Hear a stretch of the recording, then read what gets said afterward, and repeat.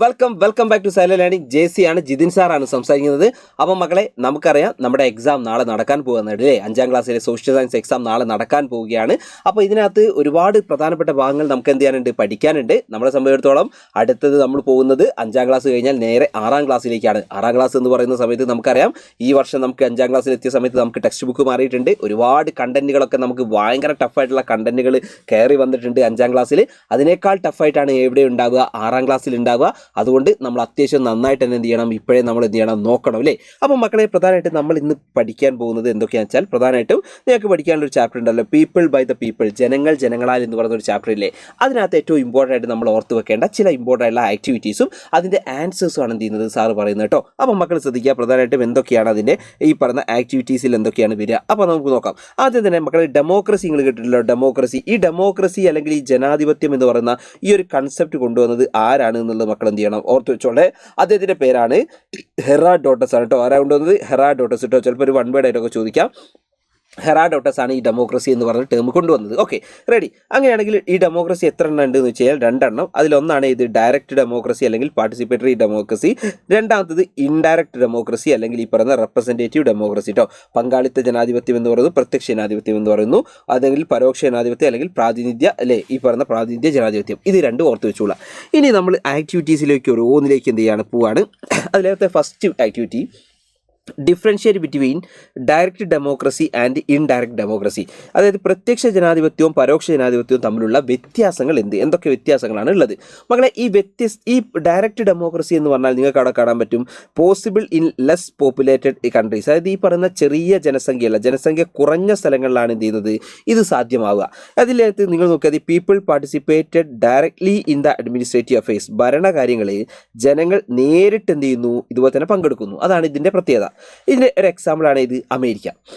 എന്നാൽ indirect ഡെമോക്രസിയുടെ example രണ്ടാമത്തെ നമുക്ക് നോക്കേണ്ടതാണ് ഇത് ഇൻഡയറക്റ്റ് ഡെമോക്രസി അല്ലെങ്കിൽ പരോക്ഷ ജനാധിപത്യത്തിൻ്റെ പ്രധാനപ്പെട്ട പ്രത്യേകത എന്ന് പറഞ്ഞാൽ മക്കളെ നിങ്ങൾ നോക്കിയാൽ മതി, exist in countries with a huge population. അതായത് ജനസംഖ്യ കൂടിയ രാജ്യങ്ങളിലാണ് ഇത് നിലനിൽക്കുക. അതേപോലെ തന്നെ നോക്കിയാൽ people do not participate directly in the administrative affairs. അതായത് ഭരണകാര്യങ്ങളിൽ ജനങ്ങൾ നേരിട്ട് എന്ത് ചെയ്യുന്നില്ല, പങ്കെടുക്കുന്നില്ല. അതിൻ്റെ ഒരു ഉദാഹരണമാണ് ഇത് ഇന്ത്യ എന്ന് പറയുന്നത് കേട്ടോ. അപ്പോൾ അത് ഓർത്ത് വെച്ചൂടാ. ഇതാണ് ഇത് രണ്ടിലും തമ്മിലുള്ള വ്യത്യാസം. Okay, ready. ഇനി മക്കൾ ശ്രദ്ധിക്കണം, അടുത്തൊരു ഇമ്പോർട്ടൻ്റ് ആയിട്ടുള്ള ഒരു ആക്ടിവിറ്റി എന്ന് പറഞ്ഞാൽ നോക്കണേ, which of the following is not a characteristics of democracy. അതായത് ജനാധിപത്യത്തിൻ്റെ സവിശേഷതകളിൽ ഉൾപ്പെടാത്തത് ഏതാണ്? ഉൾപ്പെടുന്നല്ല ചോദിച്ചത്, ഉൾപ്പെടാത്തതാണ്. അപ്പോൾ നോക്കാം, ജനാധിപത്യത്തിൻ്റെ സവിശേഷതകൾ അത് ഏതൊക്കെയാണ് പെടാത്തത് നോക്കണേ. ഒന്ന്, the supreme power belong to the people. ഒന്നാമതായിട്ട് പറയുന്നത് ജനാധിപത്യ സംവിധാനത്തിൽ ഇതുപോലെ ജനങ്ങൾക്കാണ് പരമമായ അധികാരം അല്ലേ, സംവിധാനത്തിൽ ജനങ്ങൾക്കാണ് മക്കളെ. അത് പ്രധാനമായിട്ട് ഈ ഡെമോക്രസിയുടെ അല്ലെങ്കിൽ ജനാധിപത്യത്തിൻ്റെ സവിശേഷതയാണോ എന്ന് വെച്ചാൽ ആണ്. അപ്പോൾ ഇത് ഉത്തരം ശരിയാണ്, ഇത് റെഡിയാണ്. ഓക്കെ, ഇനി അടുത്ത നോക്കണേ, ഫ്രീ ആൻഡ് ഫെയർ ഇലക്ഷൻ. ഈ പറയുന്നത് എന്താണ്? സ്വതന്ത്രവും നീതിപൂർവമായ തെരഞ്ഞെടുപ്പ്. അതും എന്ത് തന്നെയാണ്, ശരി തന്നെയാണ്, അതും ശരി തന്നെയാണ്. പിന്നെ അടുത്തത് നിങ്ങൾ നോക്കേ, not everyone is equal before law. നിയമത്തിന് മുമ്പിൽ എല്ലാവരും തുല്യരല്ല.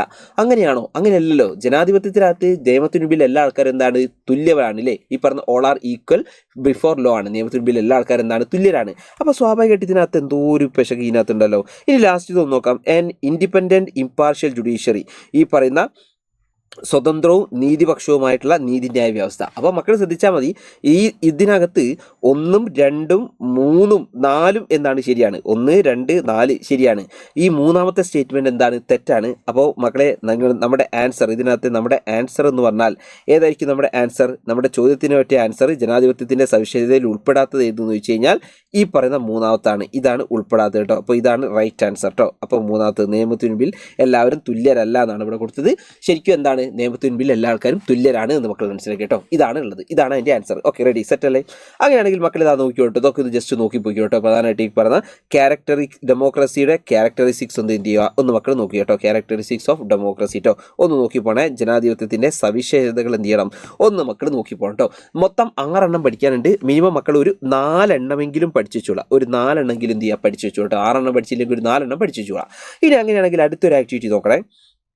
Election is the one of the basic feature of democracy. അവിടെ പറയാണ് ഈ പറയുന്ന ഈ ഒരു തെരഞ്ഞെടുപ്പ് അല്ലെങ്കിൽ ജനാധിപത്യ തെരഞ്ഞെടുപ്പ് എന്താണ്, ഈ തെരഞ്ഞെടുപ്പ് ജനാധിപത്യത്തിൻ്റെ പ്രധാന അടിസ്ഥാന സവിശേഷതകളിൽ ഒന്നാണ് എന്ന് എന്തിയാണ് അവിടെ പറയാണ്.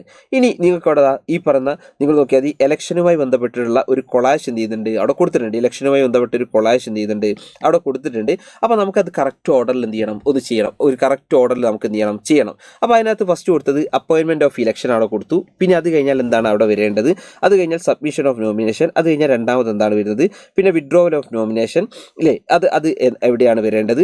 അതിന് ശേഷം നിങ്ങൾ നോക്കിയാൽ മക്കളെ ശ്രദ്ധിക്കുക, നെക്സ്റ്റ് വൺ നോക്കി ഇലക്ഷൻ ക്യാമ്പയിൻ ഉണ്ട്. അത് കഴിഞ്ഞാൽ പിന്നെ മൂന്നാമത് മക്കളെ നിങ്ങൾ അവിടെ കാണാൻ വേണ്ടി വരുന്നത് ഡേഷാണ്. പിന്നെ last one counting of votes and declaration of result ആണ്. അപ്പോൾ മക്കളെ ഇത്രയും പ്രധാനപ്പെട്ട ഭാഗങ്ങളാണ് എന്ത് ചെയ്യുന്നത് അവിടെ കൊടുത്തിട്ടുള്ളത്. അപ്പോൾ നമുക്ക് എന്ത് ചെയ്യണം, റൈറ്റ് ആയിട്ട് നമുക്ക് കാണണം. അപ്പോൾ നോക്കിയോട്ടോ, എല്ലാവരും നോക്കിയോട്ടോ, ഇതാണ് ഇവിടെ നോക്കിയില്ലേ ഈ രീതിയിലേക്കാണ് ചോദ്യം വരിക കേട്ടോ, ഈ രീതിയിലേക്കാണ് ചോദ്യം വരിക. അപ്പോൾ മക്കളെ അവിടെയാണ് ഈ പറയുന്ന ഒന്നാമത്തത് ഇവിടെയാണ് വരിക, രണ്ടാമത്തത് ഇവിടെയാണ് കണ്ടെത്തേണ്ടത്, മൂന്നാമത്തെ ഇവിടെയാണ് കണ്ടെത്തേണ്ടത്. ഓക്കെ, റെഡി അല്ലേ? അപ്പോൾ നോക്കിയോളൂ മക്കളെ, ഈ പറഞ്ഞ ഈ ഒരു തെരഞ്ഞെടുപ്പ് ഉദ്യോഗസ്ഥരെ നിയമിച്ചു കഴിഞ്ഞാൽ പിന്നെ എന്താ വേണ്ടത്, ഇലക്ഷൻ നോട്ടിഫിക്കേഷനാണ്. അപ്പോൾ തെരഞ്ഞെടുപ്പ് വിജ്ഞാനമാണ്. അപ്പോൾ ഒന്നാമത്തതാണ് ഇത് തെരഞ്ഞെടുപ്പ് വിജ്ഞാനം കേട്ടോ.